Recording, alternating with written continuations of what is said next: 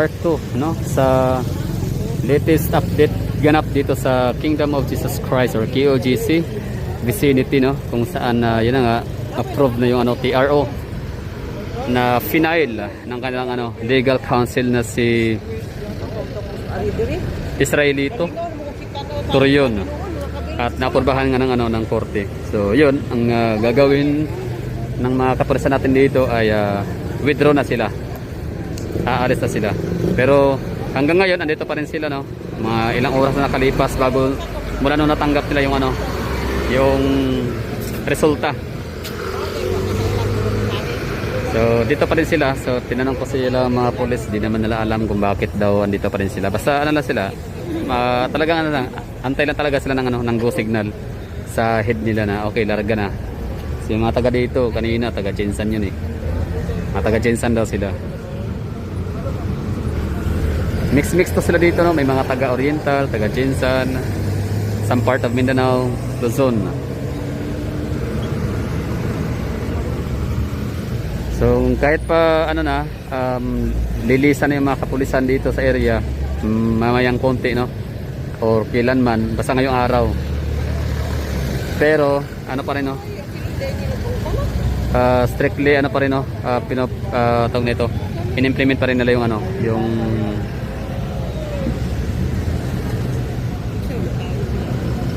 yung parang lockdown style yan.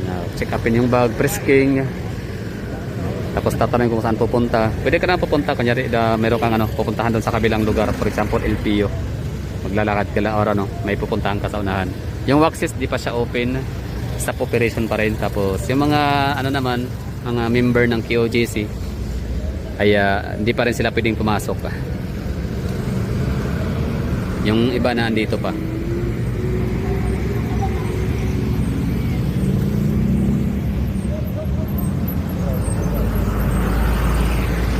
Gaya nun, for example, ano yan sila, no, bali papasok sana doon sila sa loob ng ano, compound, pero hindi pa sila makaka-diretso kasi bawal pa.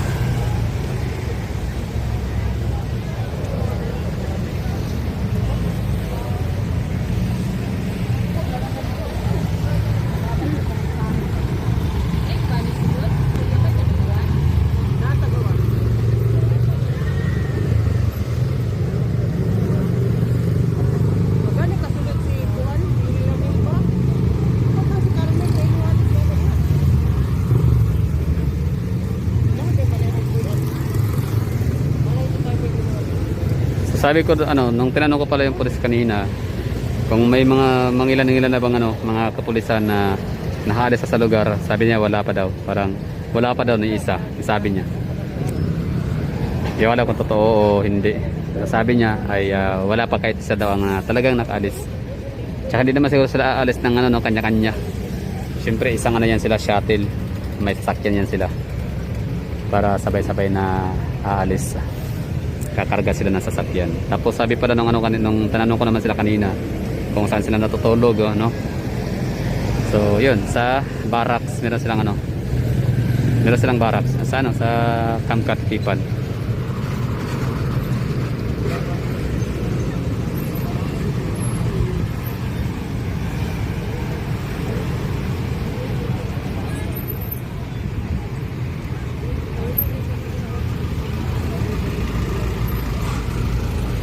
Passable na siya pero traffic pa din, no, kasi nga ano siya, bottleneck dito na area dahil yung ano, isang ano lang, one lane lang dito na area.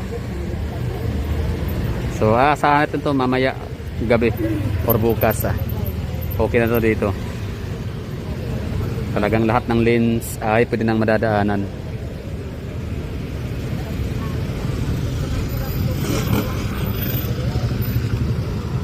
So yung mga taga LTO,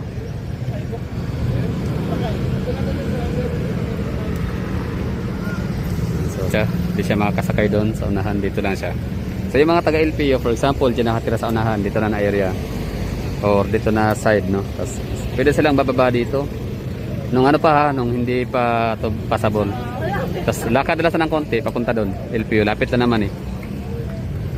Pero ngayon pwede na silang ano, sumakay ng jeep. Yung may mga nakakadaan na, congratulations, landmark 3.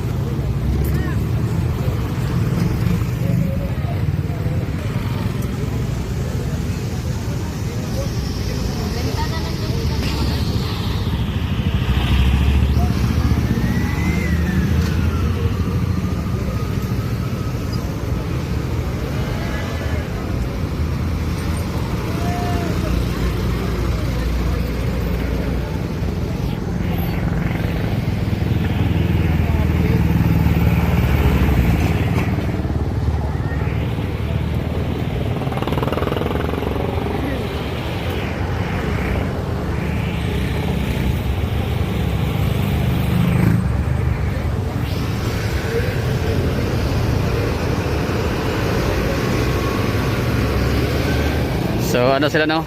Failure.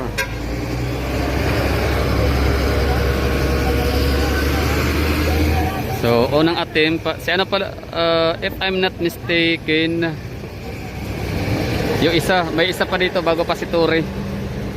Meron na isang ipinadala dito yung si Marvel na yan nga leader, no? Team leader ng kapulisan dito na yan nga hulihin si Pastor Apollo Kibuloy. Pero dahil nga failure, pinalitan, ano? Ipinalit itong si Tore. Ngayon failure ulit. Kaya sino kaya ang ipapadala next time? Kasi di pa to tapos eh. DRO lang. Babalik pala yan sila ulit.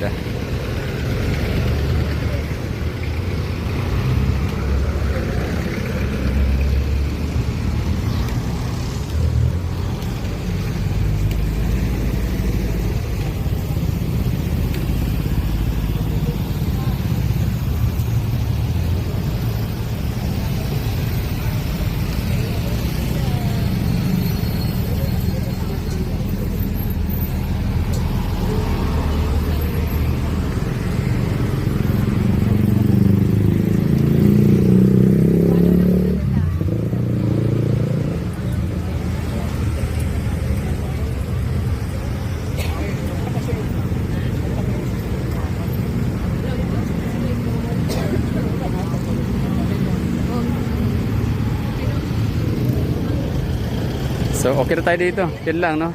Basta sure na tayo dito na itong mga kapulisan ay magano na to dito, magwi-withdraw to sila mamaya no. Aalis na to sila. Hindi na tayo alam kung anong oras talaga exactly na sila aalis, lilisan sa area. Basta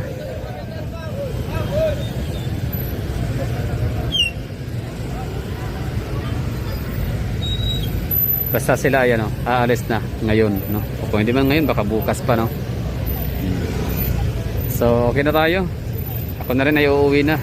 Makapagpahinga na rin tayo no. Hindi na tayo ano pa no, mag-aabala pa sa ano. Hindi na tayo maaabala pa masyado na mapupunta dito. Makiusyos titingin no sa maaring mga kaganapan dito sa lugar.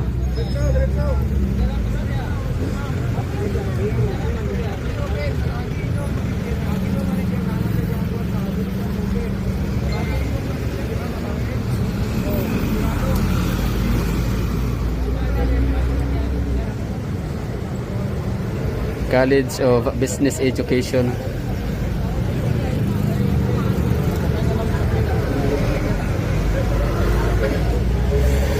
Mas estudyante yan sila ng GNC, Jose Maria College.